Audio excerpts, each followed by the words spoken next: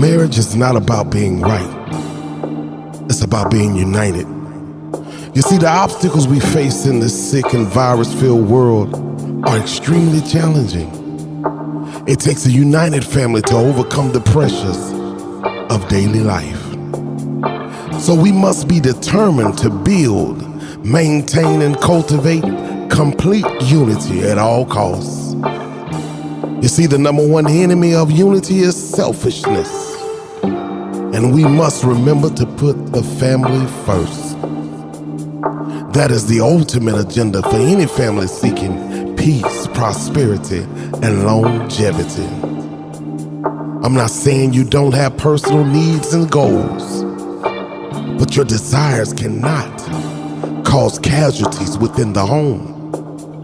We must love each other enough to sacrifice our own agenda for the sake of the betterment of the family unit. Because after all, marriage is not about being right. It's about being united. This has been your Marriage Motivational Minute by DCTeddy.com. And remember,